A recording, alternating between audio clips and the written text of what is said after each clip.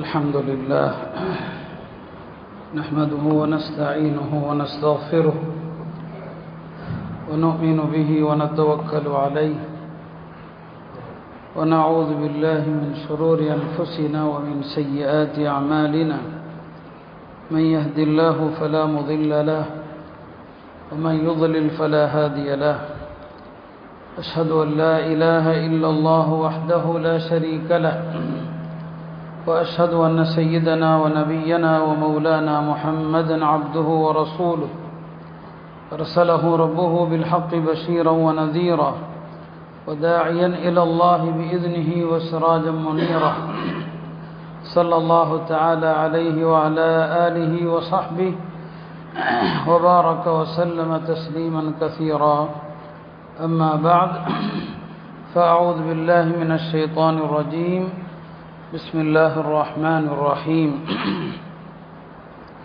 يا أيها الذين آمنوا اتقوا الله حق تقاته ولا تموتن إلا وأنتم مسلمون وقال النبي صلى الله عليه وسلم إن الله قد أعطى كل ذي حق حقه فلا وصية لوارث أو كما قال صلى الله عليه وسلم. கண்ணியத்திற்குரிய அல்லாஹ்வின் நல்லடியார்களே, நம்முடைய இந்த வாழ்க்கை ஒரு முடிவடையக்கூடிய ஒரு வாழ்க்கை.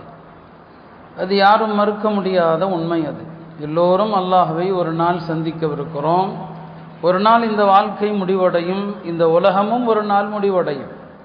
அதுவும் நாம் வாழுகிற இந்த துன்யா இருக்கிறது, அது எப்போதோ தன்னுடைய முடிவை அறிவித்து விட்டது. உலகம் முடிவுக்கான நெருக்கத்தில் இருக்கிறது. நம்முடைய மரணத்திற்கு பிந்தைய வாழ்க்கை சிறப்பாக இருக்க வேண்டும் என்று சொன்னால் அல்லாஹ்வுடைய சட்டங்களை வாழ்க்கையிலும் பேண வேண்டும். மரணத்துக்கு பிறகும் கூட பேண வேண்டிய சட்டங்கள் இருக்கிறது.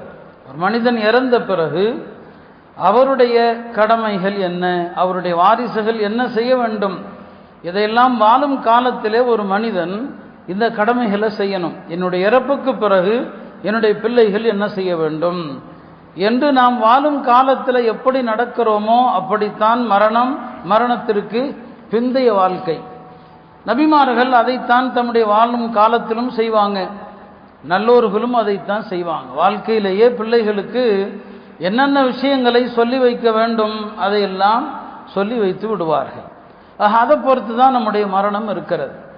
நாம் இன்றைக்கு எத்தனையோ மரணங்களை பார்த்தாலுமே கூட நம்முடைய உள்ளங்கள் அப்படியே தான் இருக்கிறது. அபூ தர்தா ரலியல்லாஹு அவர்கள் ஏதாவது ஒரு ஜனாசா அவர்களை கடந்து போனால் சொல்வார்கள், மவ்இலத்துன் பலீகா வ கஃலத்துன் சரியா. மரணம் என்பது இருக்கிறது, பெரிய உபதேசம் நமக்கு செய்கிறது. ஆனால் நாமோ அதை சீக்கிரமாக மறந்து விடுகிறோம். ஒரு ஜனாசா போகும்போது நாம் நினைக்கிறோம், சின்ன வயசில் போயிட்டாரு, மரணம் எல்லாருக்கும் ஒரு நிமிஷம் தான், அவ்வளோதான். மவ்இலத்துன் பலீகா வ கஃலத்துன் சரியா. கொஞ்ச நேரத்தில் எல்லாவற்றையும் நாம் என்ன செய்து விடுகிறோம், மறந்து விடுகிறோம்.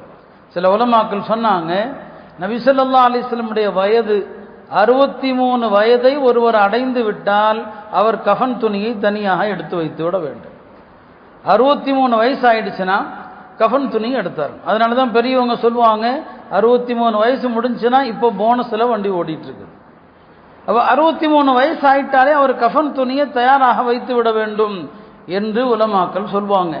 அப்போ மனிதன் வாழ்க்கையில் எப்படி மரணத்தை குறித்து சிந்திக்கிறானோ அதை பொறுத்து அவனுடைய மரணம் நல்ல மரணமாக அமைகிறது இல்லையா? சஹாபாக்கள்ல சில பேர் மலக்குகளால் குளிப்பாட்டப்பட்ட சஹாபாக்கள் இருந்தாங்க. அவங்கள கசீலுல் மலாயிகான்னு சொல்லுவோம்.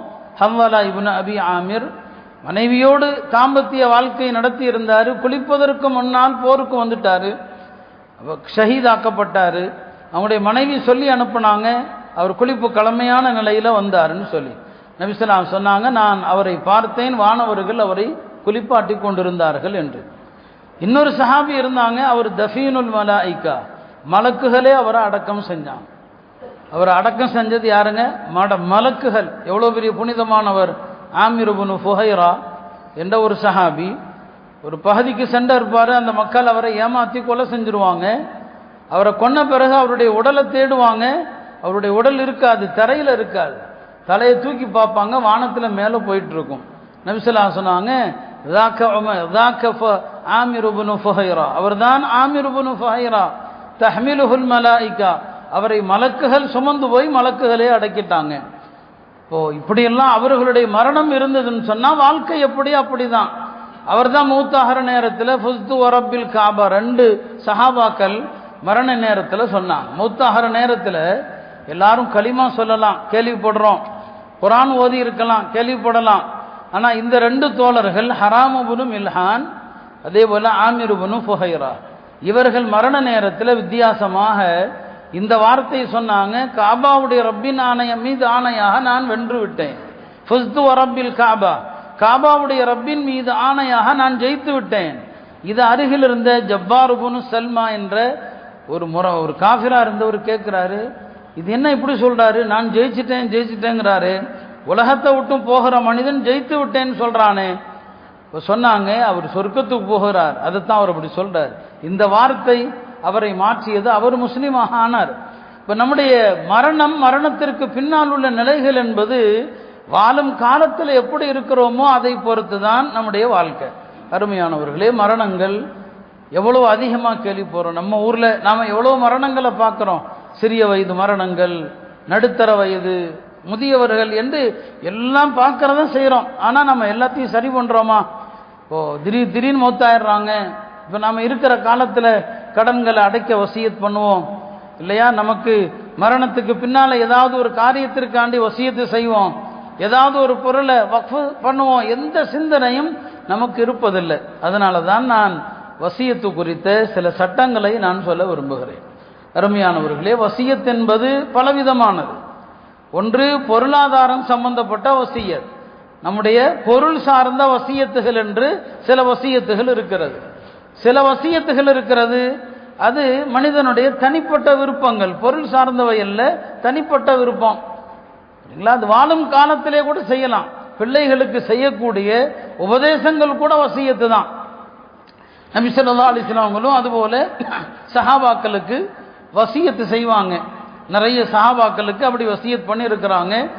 எதை முக்கியமாக கருதுறாங்களோ அதை வசியத் பண்ணுவாங்க. சில சஹாபாக்களுக்கு 3 விஷயத்தை வசியத் பண்ணாங்க. அது என்ன? எப்போதும் துஹா தொழுகை விடாதீர்கள், மாசம் 3 நோன்பு வைக்கிறத விடாதீங்க, தூங்குறதுக்கு முன்னால வித்ர் தொழுகிறத விடாதீங்க. அந்த சஹாபாக்கள் அந்த வசியத்தை காலம் முழுக்க கடைபிடிச்சாங்கன்னு வருது. ஆக இப்படி வசியத்துகள் என்பது உபதேசத்திற்கும் சொல்லப்படும். நம்ம பிரியமான நபர்களுக்கு செய்கிறோமே அந்த உபதேசத்தையும் வசியத் என்று சொல்லுவாங்க. ஹஜ்ரத் உமர் ரலியல்லாஹு அன்ஹு அவர்கள் அப்துல்லாஹ் இப்னு அப்பாஸ்ங்கிற சஹாபி, அவர் சின்ன பிள்ளை தான், வயதில் சிறியவர் தான். ஹஜ்ரத் உமர் ரலியல்லாஹு அன்ஹு அவர்கள் அப்துல்லாஹ் இப்னு அப்பாஸ் அவர்களை தனக்கு ரொம்ப நெருக்கமாக வச்சிருந்தாங்க, ரொம்ப பக்கத்தில் வச்சிருந்தாங்க. இப்போ ஹலீஃபாவுக்கு நெருக்கத்தில் இருக்கிறார் இல்லையா, அதனால அவங்களுடைய தந்தை ஹஜ்ரத் அப்பாஸ் பெருமானாருடைய சாச்சா இருக்கிறாங்களே, அவங்க மகனை கூப்பிட்டு சொன்னாங்க, மகனே, ஹலீஃபாவுக்கு நெருக்கத்தில் இருக்கிற, ஹலீஃபாவுக்கு பக்கத்தில் இருக்கிற, எல்லாருக்கும் இத்தகைய வாய்ப்புகள் கிடைக்காது, உனக்கு நான் 3 வசியத்து செய்கிறேன், இந்த வசியத்துகளை நீ விட்டுறக்கூடாதுன்னு சொன்னான். முதலாவது, எந்த காரணத்தை கொண்டும் பொய் சொல்லிடாத, அவருடைய பார்வையில் நீ விழுந்து விடுவாய், முடிஞ்சு. பொய் சொல்லிட்ட, உன் மேலே அவர் வச்சிருக்கிற மதிப்பு எல்லாம் தவிடுபடி ஆயிடும். அதனால ஒரு நாளும் அவர்கிட்ட பொய் சொல்லிடாத. 2வது விஷயம் சொன்னாங்க, அவருடைய எந்த ரகசியத்தையும் வெளியில் யார்கிட்டையும் பேசிடாத. நம்ம ஒரு ஆள் கூட நெருக்கத்தில் இருந்தால், எப்பேற்பட்டவங்களா இருந்தாலும் சில விஷயங்கள் என்ன எப்படி இருக்கிறாரு அப்படின்னு தோணும். பெரிய ஆலிமா இருக்கட்டும், பெரிய ஷேഖா இருக்கட்டும், பக்கத்தில் இருந்தீங்கன்னா சில விஷயங்கள் குறை மாதிரி தெரியும். சொன்னாங்க, அவங்களுடைய எந்த ரகசியத்தையும் வெளியில சொல்லாதேன்னு சொன்னாங்க. 3வது சொன்னாங்க, மகனே, யாரை பற்றியும் அவர்கிட்ட புறம் பேசிடாதேன்னு சொன்னாங்க. இப்போ வசியத்துகள்ங்கிறது வாழும் காலத்தில் தன்னுடைய பிள்ளைகளுக்கு, மாணவர்களுக்கு தாம் விரும்புகிற அறிவுரைகளை செய்வது கூட வசியத்து தான். அதையும் வசியத் என்று சொல்லுவாங்க. கல்யாணம் ஆகிற போகிற பெண்ணுக்கு வசியத் பண்ணுறது, மாப்பிள்ளைக்கு வசியத் பண்ணுறது, அந்த காலத்தில் அப்படிலாம் செய்வாங்க. மணப்பெண்ணுக்கு சொல்லி கொடுப்பாங்க, மகளே, உனக்கு வசியத்து செய்கிறேன். இப்போ வசியத்துங்கிறது ஒரு விரிவான பொருள் கொண்டது என்பதை நாம் புரியணும். அதில் குறிப்பாக மரண நேர விருப்பங்கள் என்று இருக்குது. மூத்தா போனால் என்னை இந்த துணியில் கஃன் செய்யுங்க, நான் மூத்தா போனால் என்னை இன்னார குளிப்பாட்ட சொல்லுங்க, நான் மரணித்தா இன்னார தொழுவைக்க சொல்லுங்க, அப்படிலாம் கூட வசியத் இருக்குது. சஹாபாக்கள் அப்படியும் வசியத் பண்ணாங்க. ஹஜ்ரத் அபூபக்கர் ரலியல்லாஹு அவர்கள் அவங்க மரண தருவாய் அது. அந்த நேரத்தில் தன்னுடைய மகள் ஹஜ்ரத் ஆயிஷா ரலியல்லாஹு அன்ஹா சொல்றாங்க, இந்த அங்க 2 துணி இருக்குமா, அதை எடுன்னு சொன்னான். பழைய துணி அது, நான் இறந்து போயிட்டா இந்த துணியில் என்ன கஃபன் செய்யுன்னு சொன்னான். என்ன எல்லாருக்கும் புது துணி தானே வாங்கி கஃபன் செய்கிறோம், அப்போ கஃபன் புது துணியாக இருக்கணும்னு தேவையில்லை.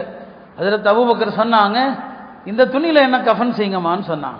இல்லை ஏன் புது துணி வேண்டாமான்னு சொல்லி, புது துணி உடுத்துறதுக்கு உயிரோடு இருக்கிறவன் தான் தகுதியானவன். யார் உசுரோடு இருக்கிறானோ அவனுக்கு தான் புது துணி, மண்ணுக்கு போகிறவனுக்கு எதுக்கு புது துணின்னு சொன்னான். இது மண்ணுக்கு போகிற உடம்பு, இந்த உடம்புக்கு எதுக்குமா புது துணி? இந்த ஆடையில் நான் நிறைய வணக்கங்கள் புரிஞ்சிருக்கிறேன், நிறைய நல்லறங்கள் செஞ்சுருக்கிறேன், அதில் என்ன அடக்குன்னு சொன்னாங்க. அந்த காலத்தில் அப்படிதான், புது துணி வாங்க மாட்டாங்க. அவருக்கு எந்த துணி திருப்தியாக இருக்குதோ அதில் கஃபன் செய்ய சொல்லுவாங்க. சில சஹாபாக்கள் பதிரில் கலந்து கொண்ட ஆடையை வச்சுருந்தாங்க, இந்த ஆடையில் கஃபன் பண்ணுங்க அப்படின்னு சொன்னான். அப்போ இது ஒரு வசியத்து, இந்த மாதிரி என்னை இப்படி கஃபன் செய்யுங்க அப்படின்னு சொல்கிறது. அதே மாதிரி தான் சில நேரங்களில் இறக்குற நேரத்தில் தன்னை யார் குளிப்பாட்டணுங்கிற வசியத்து செய்கிறது இருக்குது. அபூபக்கர் அவர்கள் வசியத் பண்ணாங்க, நான் இறந்தா என் மனைவியே என்ன குளிப்பாட்டட்டும்னு சொல்லி. கணவனை மனைவி குளிப்பாட்டலாம், அதில் கருத்து வேறுபாடு இல்லை. மனைவியை கணவன் குளிப்பாட்டலாமா, அதில் தான் கருத்து வேறுபாடு இருக்குது. அபூபக்கர் சொல்லிட்டாங்க, நான் இறந்து போனால் என்னை யாரும் குளிப்பாட்ட வேண்டாம், என் மனைவி அஸ்மா ரலியல்லாஹு அன்ஹா குளிப்பாட்டட்டும்.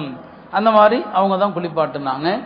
அனஸ் ரலியல்லாஹு அவர்கள் அவங்க மரணிக்கிற நேரத்தில் யாரை குளிப்பாட்ட சொல்கிறாங்க? அவங்களுடைய மாணவர், ஒரு பெரிய தாபிஇ, கனவுக்கு விளக்கம் சொல்கிறவர் அல்லாமா முஹம்மத் பின் சீரீன் சொன்னாங்க, நான் மூத்தா போனால் முஹம்மத் பின் சீரீனை குளிப்பாட்ட சொல்லுங்க. இப்படிலாம் அந்த நேரத்தில் சில அவங்களுக்கு மனசில் பட்ட சில நல்லவங்களை சொல்லி இவங்களை குளிப்பாட்ட சொல்லுங்க அப்படின்னு சொல்லி என்ன செய்வாங்க, வசியத் பண்ணுவாங்க. இமாம் அபூ தாவூத் ரஹ்மத்துல்லாஹி அலைஹி அவங்க மௌத்தாகிற நேரத்தில் சொன்னாங்க, நான் மௌத்தா போனால் இன்னார குளிப்பாட்ட சொல்லுங்க. ஒரு கிதாபுடைய பெயரை சொல்லி அந்த கிதாப் மையத்தை எப்படி குளிப்பாட்டணும், அதில் சுன்னத்து என்ன, அதில் வாஜிபு என்ன, அதில் ஒழுக்கம் என்ன, இதுதான் அந்த கிதாபில் வருது. சொன்னாங்க, இந்த கிதாபை பார்த்து என்னை குளிப்பாட்ட சொல்லுங்கள் அப்படின்னு சொன்னாங்க. இதுவும் வசியத்தில் வரும், மரண நேர வசியத்துகளில் வரும். அதே மாதிரி நான் மௌத்தா போனால் யார் தொழு வைக்கிறது? இப்போ மரணித்தவருக்கு தொழு வைக்கிறதுக்கு சில இமாம்கள் கருத்து, மையத்தினுடைய வலி யாரோ அவர் தொழு வைக்கணும். சில இமாம்கள்கிட்ட மஹல்லா இமாம் யாரோ அவர் தொழு வைக்கிறது நல்லது. இதெல்லாம் விட அவரே சொல்லிட்டு போறார், நான் மூத்தா போனா இன்னார தொழு வைக்க சொல்லுங்க.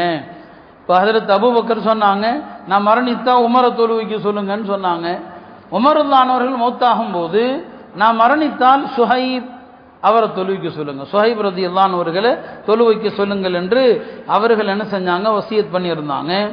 உம்மு சலமா ரலியல்லாஹு அன்ஹா அவர்கள், நான் இறந்து போயிட்டா சயீத் இப்னு ஸைத் ஹஜ்ரத் உமருடைய மச்சானாக இருக்கிறாங்க, சொர்க்கத்தை கொண்டு சுபச்செய்தி சொல்லப்பட்டவர்களில் ஒரு தோழராக இருக்கிறாங்க. நான் மூத்தா போனால் சயீத் இப்னு ஸைதை தொழு வைக்க சொல்லுங்க. அன்னை ஆயிஷா அவர்கள் இறக்கும்போது அவங்க யாரை வசியத் பண்ணுறாங்க, நான் மூத்தா போனால் அபூ ஹுரைராவை தொழு வைக்க சொல்லுங்க. அதிகமான ஹதீஸுகள் அறிவிக்கிறாங்க இல்லையா. இப்படி வசியத்துகள் இப்படியும் உண்டு. தனக்கு பிறகு தன்னுடைய இறுதி காரியங்களை யார் செய்யட்டும், அவங்க பார்வையில் யாரை ரொம்ப நல்லவங்க நினைக்கிறாங்களோ அவங்க குளிப்பாட்டட்டும், அவங்க எனக்கு தொழுவிக்கட்டும் அப்படிங்கிற வசியத்துகள் எல்லாம் சஹாபாக்கள்கிட்ட இருந்துச்சு. இப்னு மஸ்ஊத் அவங்க, நான் மௌத்தா போனால் ஜுபைர் இப்னுல் அவ்வாம தொழுவிக்க சொல்லுங்க. இது எதை காட்டுதுங்கிறத நீங்கள் பார்க்கணும். இது நீங்கள் சாதாரணமாக கடந்து போகிற விஷயம் அல்ல.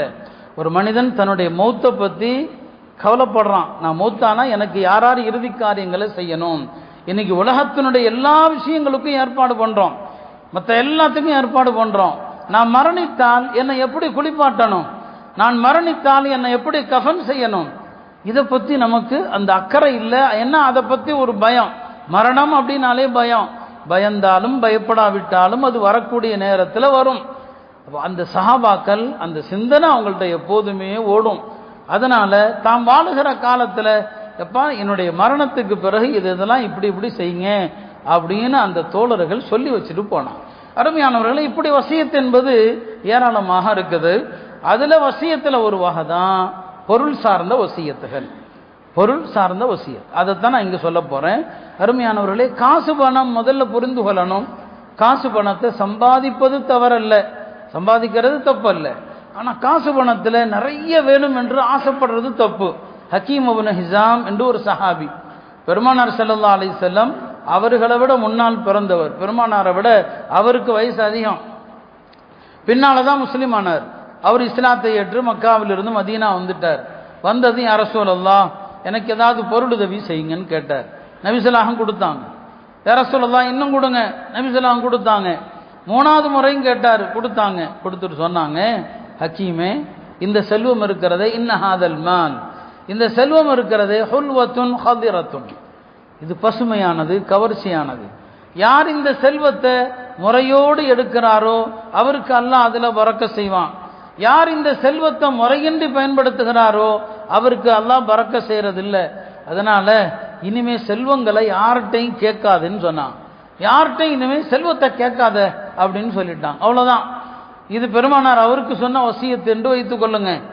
சில சஹாபா பெருமக்கள் பெருமானார் ஸல்லல்லாஹு அலைஹி வஸல்லம் அழுத்தமா சொல்லிட்டா அதை மாறவே மாட்டாங்க. யார்கிட்டையும் எதுவும் கேட்காதேன்னு சொன்னாங்க. அல்லாஹ் உனக்கு பரக்கத் செய்வான்னு சொன்னான்.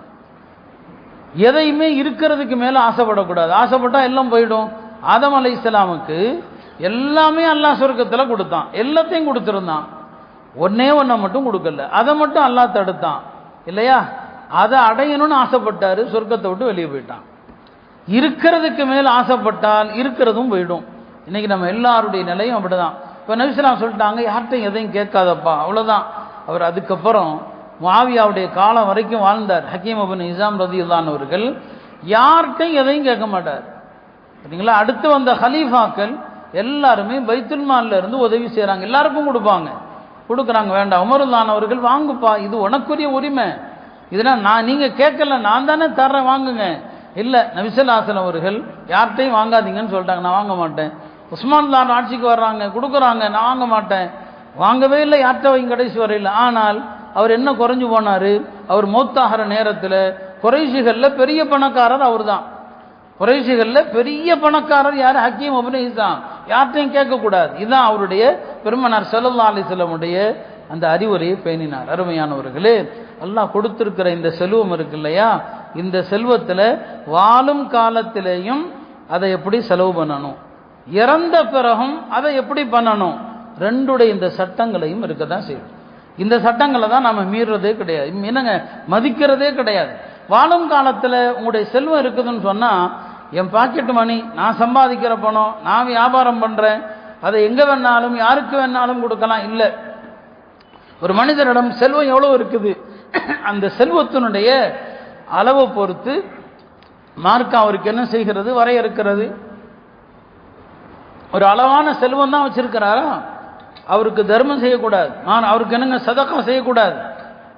முதல்ல உனக்கு செலவு செய், பிறகு உன்னுடைய மனைவிக்கு செலவு செய், பிறகு உன்னுடைய பிள்ளைகளுக்கு செலவு செய், அடுத்து மிச்சம் இருந்தால் இதர உறவுகளுக்கு செலவு செய். மார்க்கம் எல்லாவற்றிலும் ஒரு வரிசையும் முறையை வச்சிருக்குது. என் காசை யாருக்குனாலும் அள்ளி கொடுக்கலாம், பிள்ளைகளை மனைவி மக்களை பட்டினி போடலாமா? மார்க்கத்தில் அது ஜாயிஸ் இல்லை. மார்க்கம் அதில் வரையறை தருகிறது. வாழும் காலத்தில் பிள்ளைகளுக்கு அன்பளிப்பு செய்கிறதா இருந்தால் பெருமானார் ஸல்லல்லாஹு அலைஹி வஸல்லம் அவர்கள் அதிலு பைன அவுலாதிக்கும், உங்களுடைய மக்களுக்கு மத்தியில் பிள்ளைகளுக்கு மத்தியில் சமமாக நடங்க. ஒருத்தருக்கு அன்பளிப்பு கொடுத்தா இன்னொருக்கும் கொடுக்கணும். நபி ஸல்லல்லாஹு அலைஹி வஸல்லம் அவங்களிடத்தில் ஒரு சஹாபி பஷீர் வர்றாங்க, வந்து சொன்னாங்க, யா ரசூலல்லாஹ், என்னுடைய மகன் நுஅமான், அவருக்கு நான் ஒரு அன்பளிப்பு கொடுத்துருக்கிறேன், அந்த அன்பளிப்புக்கு உங்களை சாட்சியாக ஆக்குமாறு என் மனைவி சொல்லி அனுப்புனாங்க, நீங்கள் சாட்சியா இருங்க, என் பையன் சின்ன பையன் நுஅமான், அவனுக்கு இந்த பொருளை நான் கொடுத்துருக்கிறேன்னு சொல்லி. நபி ஸல்லல்லாஹு அலைஹி வஸல்லம் கேட்டாங்க, அலக்க வலதுன் சிவாஹு, நுஅமான் மட்டும்தான் உனக்கு பிள்ளையா, வேற பிள்ளைகள் இருக்கிறாங்களா? இல்லை யா ரசூலல்லாஹ், வேற பிள்ளைகளும் இருக்கிறாங்க. அப்படியானால் லா துஷஹிதுனி அலா ஜௌர், ஒரு அநியாயத்துக்கு என்னை சாட்சியாக்காதேன்ட்டான். ஒரு அநீதிக்கு என்ன சாட்சி ஆக்காதேன்னு சொல்லி, வேற பிள்ளைங்க இருந்தா அந்த பிள்ளைகளுக்கும் அன்பளிப்பு கொடு. அது என்ன ஒரு மகனுக்கு மட்டும் அன்பளிப்பு? பல தந்தையர் பல பெற்றோர் அந்த தவறுகளையும் செய்கிறாங்க. ஒரு சொத்துக்களை எழுதி வச்சா ஒரே மகன் பேர்ல, ஒரே பிள்ளை பேர்ல, சில பிள்ளைகளுக்கு பசங்க மேல பாசம் இல்லையா, சிலருக்கு மூத்த மகன், சிலருக்கு கடைசி மகன். வாழும் காலத்தில் அன்பளிப்புகள் கொடுப்பதில் உங்களுடைய பிள்ளைகளுக்கு மத்தியில் சமமாக நடக்க வேண்டும். ஒருத்தருக்கு அறவே கொடுக்காம ஒருத்தருக்கு கொடுக்கிறது, அதை பெருமானார் ஸல்லல்லாஹு அலைஹி வஸல்லம் அவர்கள் மிக வன்மையாக கண்டித்தாங்க. அதே மாதிரி தான் வாழ்ந்த என்னங்க இறப்புக்கு பிறகுள்ள காரியங்களில் வசியத்து செய்கிறது. நம்ம சம்பாதித்த இந்த செல்வங்கள் இது எல்லாமே இறப்புக்கு பிறகு யாருக்கோ போக போகிறது இல்லையா? ஒரு மனிதன் இறந்த பிறகு என்னுடைய ஆகிரத்து நலமாக இருக்க வேண்டும், என்னுடைய ஆகிரத்துடைய வாழ்க்கை சரியாக இருக்கணும் அப்படிங்கிறதுக்காக அவர்கள் செய்யக்கூடிய காரியங்களில் ஒன்று வக்ஃப். வக்ஃப் என்ன? இறந்த பிறகும் எனக்கு இது சதக்கா ஜாரியாவா வரட்டும், இறந்த பிறகும் சதக்கா ஜாரியா வரட்டும் என்று வக்ஃப் செய்கிறது. அதில் ஒன்று தான் வசியத். நான் இறந்துட்டா இன்னாருக்கெல்லாம் உதவி செய்யுங்க, அவங்களுக்கு நீங்கள் செய்யக்கூடிய சதக்காக்கள் என்னுடைய கபருக்கு நன்மைகளாக வரட்டும் என்று வசியத்து செய்கிறது. இதெல்லாம் என்ன? இறப்புக்கு பிறகு தனக்கு நன்மைகள் வரட்டும் என்பதற்காக இந்த வக்ஃபு வசியத்துடைய சட்டங்கள் எல்லாம் மார்க்கத்தில் இருக்கு. நான் ரமலானுடைய பயானில் கூட சொல்லியிருப்பேன், பொருளாதாரத்தில் ஒரு 4 விஷயங்களை பேணிட்டா இந்த உம்மத்துடைய துவாக்கள் கபூல் ஆகும்னு சொல்லியிருக்கிறேன். ஒரு 4 விஷயம்தான். ஆனால் அந்த 4 விஷயத்தில் நம்ம நீதமாக நடக்கிறதே கிடையாது. மற்ற எல்லா விஷயத்தையும் பேணுறோம், அதில் கோட்டை விட்டுறோம்.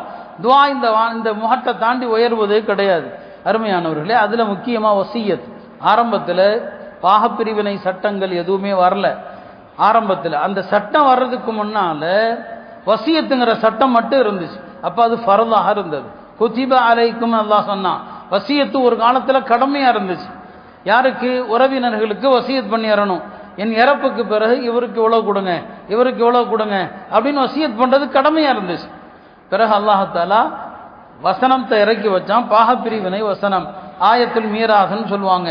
அதில் யாருக்கு எவ்வளவுங்கிறத அல்லாவே சொல்லிட்டான். எல்லாருக்குரிய பங்கையும் அல்லாஹ் சொல்லிட்டான். பெருமானார் ஸல்லல்லாஹு அலைஹி வஸல்லம் அவங்க சொன்னாங்க, இன்னல்லாஹ கத் அஅதா குல்லதி ஹக்கின் ஹக்கஹு ஃபலா வஸியத லிவாரிசின். அல்லாஹ் யாருக்கு எவ்வளவு பங்கு என்பதை அல்லாஹ் தெளிவாக வழங்கிவிட்டான். எனவே வாரிசுகளுக்கு வசியத்து கிடையாது. உங்க சொத்துக்கு யார் வாரிசாக போறாங்களோ அவங்களுக்கு வசியத்து செய்ய முடியாது. ஏன்னா நம்ம பலருக்கும் அது தெரியல. நாம நான் இறந்த பிறகு பிள்ளைகளுக்கே வசியத் பண்றார், இந்த வீட்டை நீ வச்சுக்கப்பா, இறப்புக்கு பிறகு நீ இதை எடுத்துக்கன்னு சொன்னாலே அது வசியத்து தான். உங்க காலத்துல நீங்க கொடுக்கலாம், எப்பா இதை உன் பேர்ல எழுதி வச்சிடறேன், உங்க காலத்துல அன்பளிப்பா எல்லாருக்கும் சமமா கொடுத்து முடிச்சிடலாம். நம்ம இறந்த பிறகு பிள்ளைகள் சண்டை போட்டுக்குவாங்க, பிள்ளைகளுக்கு மத்தியில சொத்தை பிரிக்கிறதுல பகை வந்துடும். அதனால ஹயாத்தில் வாழும் காலத்திலேயே எல்லாரையும் கூட்டு உட்கார வச்சு ஷரிய சட்டப்படி இப்படிப்பா சொத்தை பூரா நான் என்னுடைய ஹயாத்தில் பிரிச்சிட்றேன் அப்படின்னு யாராவது பிரித்தால் அது செல்லும். ஆனா மார்க்கம் சொல்ற அந்த அளவுப்படி பிரிச்சு கையில கொடுத்துட்றது, இப்பவே முடிச்சிடுறது. இன்னொன்று இருக்குது, எப்பா நான் இறந்த பிறகு இப்படி பிரிச்சுக்குங்க, அது வசியத். இறந்த பிறகு இப்படி செய்யுங்கள் அப்படின்னு சொன்னாலே அது வசியத்து. அது வாரிசுகளுக்கு நீங்க வசியத்து செய்ய முடியாது, செஞ்சாலும் அது செல்லாது. அது இறந்த பிறகு அந்த வாரிசுகள் பொறிந்து கொள்ளணும். சரி அத்தா இப்படி சொன்னாரப்பா, இப்படி எல்லாரும் செஞ்சுக்கலாம் அப்படின்னு இறப்புக்கு பிறகு அவர்கள் பொருந்தி கொண்டாதான் அந்த வசியத்து செல்லுமே தவிர நீங்க உங்க பிள்ளைகளுக்கே வசியத்து செய்யவே முடியாது. சட்டத்தில் அதுக்கு இடம் இல்லை. வசியத்து யாருக்கு செய்யலாம்? உங்க சொத்துல யாருக்கு பங்கு கிடையாது அந்த மாதிரியான என்னங்க சொந்தக்காரங்க இருக்கிறாங்க. உதாரணமா உங்க ஹயாத்திலேயே ஒரு மகன் இறந்து போயிட்டார், உங்க ஹயாத்துல ஒரு மகன் இறந்துட்டார், அந்த மகனுக்கு பிள்ளைங்க இருக்கிறாங்க, உங்களுடைய பேர பிள்ளைங்க இருக்கிறாங்க. இந்த பேர பிள்ளைங்களுக்கு சொத்துல பங்கு வராது இல்லையா? ஹத்தா இருக்கிறாரு, பிள்ளைங்க என்னங்க ஒரு மகன் இறந்து போயிட்டாருன்னு சொன்னா அப்ப அவங்களுக்கு என்னங்க சொத்துல என்ன வராது, பங்கு வராது. இப்ப நீங்க பேர பிள்ளைங்களுக்கு என்ன செய்யலாம்? சரி நம்ம காலத்துக்கு பிறகு இந்த பேர பிள்ளைங்களை யாருமே பார்க்கறதுக்கு ஆள் இல்லை, இப்ப நீங்க என்ன செய்யலாம்? உங்க சொத்துல இன்னதை அவங்களுக்கு கொடுத்துருங்கன்னு வசியத் பண்ணலாம். அந்த வசியத்தும் கூட 3ல் 1 பங்குக்குள்ள இருக்கணும். 3ல் 1 பங்கை விட தாண்டக்கூடாது. உங்களுடைய மொத்த சொத்து எவ்வளவு? அந்த மொத்த சொத்துல 3ல் 1 பங்குக்குள்ள யார் வாரிசாக மாட்டாங்களோ வாரிசாகாத சொந்தங்களுக்கு தான் வசியத்து செய்ய முடியும். ஆக வாரிசுகளுக்கு திட்டவட்டமாக வசியத்து கிடையாது. மார்க்கத்தில் அதுக்கு என்னங்க இடமே இல்லை. வாரிசாகாத சொந்தங்கள் என்று இருக்கிறாங்க. இப்போ நீங்க நினைக்கிறீங்க அவங்களாம் ஏழைகளா இருக்கிறாங்க, நாளைக்கு நம்ம பிள்ளைங்க பார்த்துக்குவாங்களான்னு தெரியாது.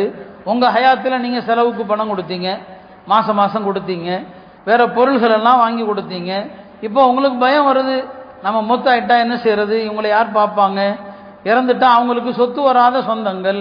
இப்போ உங்க ஹயாத்தில் நீங்க என்ன செய்யலாம்? வசியத்து எழுதலாம். நீங்க நினைக்கிறத வசியத்து எழுதணும். வசியத்துகள்ல வாஜிபான வசியத்து இருக்குது, சுன்னத்தான வசியத்து இருக்குது, சில வசியத்துகள் வாஜிபும் இல்லை, சுன்னத்தும் இல்லை, அனுமதி அளிக்கப்பட்ட வசியத். வாஜிபான வசியத்து என்ன? உங்களுக்கு கடன்கள் இருந்தால் கடன்களை எழுதி வச்சிடணும். மூத்தாயிரமோன்னு பயமா இருக்குது, இன்னென்ன கடன்கள் இன்னாருக்கு கொடுக்கணும், இவ்வளவு கொடுக்கணும், எழுதிடணும். அதே மாதிரிதான் நீங்க ஏதாவது மார்க்க கடமைகளை நிறைவேற்றாம விட்டுட்டீங்க.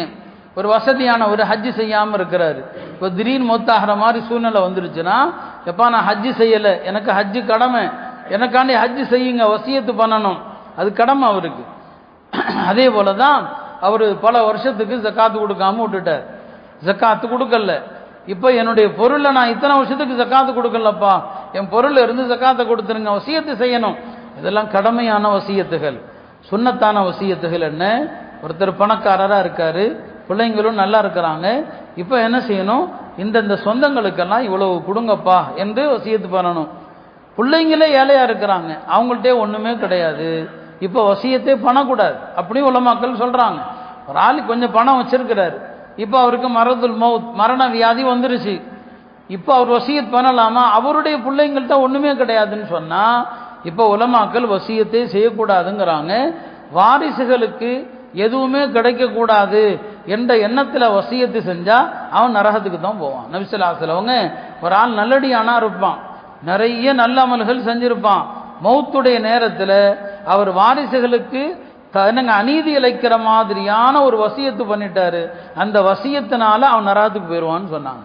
பெருமானார் காலத்திலே ஒரு சஹாபி, அவருக்கு மொத்தம் இருந்ததே 6 அடிமைகள். அந்த காலத்தில் அடிமைகளும் சொத்து தான், 6 அடிமைகள் தான் இருக்கிறாங்க, வேற எந்த சொத்தும் அந்த மனுஷனுக்கு இல்லை. மௌத்தாகிற நேரத்தில் என்ன நினைச்சாரோ தெரியல, மௌத்தா போற நேரத்தில் மனுஷன் என்ன நினைக்கிறான், கபருக்கு போயிட்டா அமல்கள் வரட்டும்னு சொல்லி 6 அடிமைகளையும் விடுதலை செஞ்சுட்டார். சட்டப்படி கூடாது, ஏன்னா 6 3 போடணும், 3ல் 1 2 அதானுங்க விடுதலை செல்லும். அவர் 6 அடிமைகளை விடுதலை பண்ணிட்டார். நபி ஸல்லல்லாஹு அலைஹி வஸல்லம் வந்தாங்க, அவர் இறந்து போயிட்டார். சொன்னாங்க, இந்த 6 அடிமைகளையும் விடுதலை செஞ்சிருக்கிறான், எந்த நேரத்தில்? மௌத்தாகிற நேரத்தில். இது ரொம்ப தவறான நடவடிக்கை, நான் இவரை சபிக்கலான்னு நினைக்கிறேன், அந்த சாபம் அவருடைய கபர் வரைக்கும் போகும்னு சொன்னான்.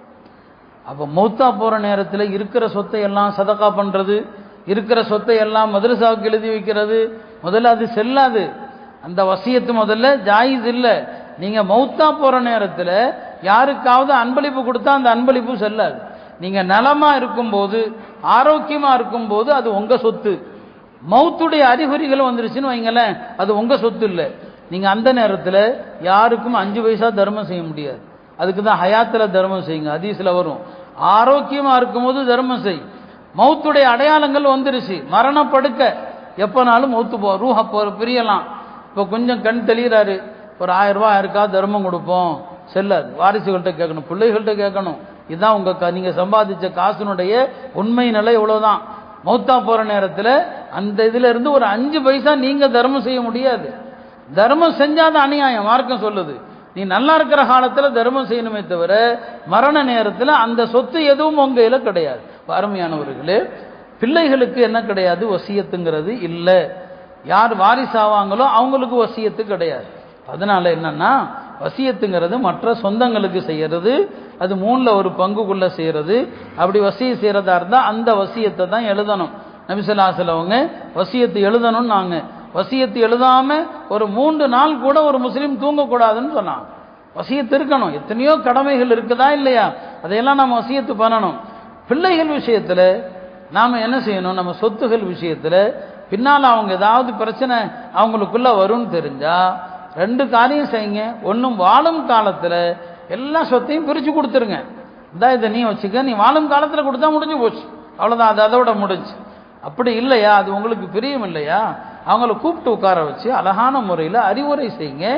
இப்பா என்னென்ன சொத்துகள் இருக்குது, பிள்ளைகள்கிட்ட அதையும் சொல்லணும். என்னென்ன சொத்துகள் இருக்குது, இப்படி இப்படி இருக்குதுப்பா, புரியுதா? இதுக்கு எனக்கு பிறகு இதில் நீங்கள் சண்டை போடாதீங்க, அல்லாஹ்வுடைய சட்டம் என்னவோ அந்த சட்டத்தை ஆலிம்கள்கிட்ட கேட்டு சரியான முறையில் பிரித்து கொள்ளுங்க என்று உபதேசம் பண்ணுங்க. ஆனால் இது உனக்கு இது உனக்குன்னு சொல்லி என்ன செய்ய முடியாது, எனக்கு பின்னால் இப்படி நீங்கள் பிரிச்சுக்குங்க என்று வாரிசுகளுக்கு வசியத்து செய்ய முடியாது. ஆக அருமையானவர்களே, நம்முடைய மார்க்க சட்டங்கள் என்பது வாழும் காலத்திலையும் நீங்கள் யாருக்கு எதை கொடுக்கணும் அதில் சட்டம் இருக்குது. இறப்பின் போதும் நீங்க என்ன வசியத்தை செய்யலாம் அதுல சட்டம் இருக்குது. நான் சம்பாதிச்ச பணம் தான், எப்படினாலும் நான் செய்யலாம், மார்க்கத்தில் அதற்கு இடம் இல்லை. இந்த மாதிரி தவறான வசியத்துகள் ஒரு நல்ல மனிதனை நரகத்துக்கு கொண்டு சேர்க்கிறது. நபி ஸல்லல்லாஹு அலைஹி வஸல்லம் அந்த ஹதீஸுகள், பல ஹதீஸுகள் சொல்லுவாங்க. நல்ல மனுஷன் வேற எந்த பாவமும் செய்யல, வசியத்தில் அநியாயம் பண்ணிட்டான்னு சொன்னா இது அவனை நரகத்தில் கொண்டு போய் தள்ளுன்னு சொன்னான். இந்த சட்டங்கள் எல்லாம் பேணப்பட வேண்டிய சட்டங்கள். இந்த சட்டங்களை நாம மதிக்க தவறுறதுனால அரசாங்கத்தினுடைய அழுத்தத்துக்கு ஆளாகிறோம். அல்லாஹ்வுடைய சட்டம் நாம மதிக்கலைன்னு சொல்லும்போது அரசாங்கம் நம் மீது வாரிசுரிமை சட்டத்திலிருந்து எல்லா சட்டத்தையும் திணிக்கிறான். அதனால இந்த சட்டங்கள், பாகப்பிரிவினை சட்டம், வசியத்துடைய சட்டம், வக்ஃபுடைய சட்டம், இந்த 3 சட்டங்களையுமே நன்றாக தெரிந்து உரியவர்களுக்கு உரியதை நாம கொடுக்கணும். அப்படி கொடுத்தால் ஒரு மனிதனுடைய துனியாவும் சிறப்பாக இருக்கும், ஆகிரத்தும் சிறப்பாக இருக்கும். எப்படி சஹாபாக்கள்ல பலருக்கும் மரண நேரத்தில் மலக்குகள் சுப செய்தி சொன்னாங்க, மலக்குகள் குளிப்பாட்டினாங்க. இதெல்லாம் அவங்களுக்கு மட்டுமா என்ன, சரியாக வாழக்கூடிய எல்லா மனிதர்களுக்கும் இத்தகைய சுப செய்திகள் உண்டு. எல்லாம் அல்ல அல்லாஹ் இது போன்ற எல்லா கடமைகளையும் முறையாக செய்து நல்ல மரணத்தை அல்லாஹ் நமக்கு நசீவாக்குவானாக. வாரிசுரிமை சட்டங்களிலோ, பிள்ளைகளுக்கு அன்பளிப்பு கொடுப்பதிலோ, வசியத்துகளிலோ ஷரியத்துக்கு மாற்றமான எந்த ஒன்றையும் நம்மிலிருந்து ஏற்படாமல் அல்லாஹ் பாதுகாப்பானாக. வாஹிரு தஅவானா.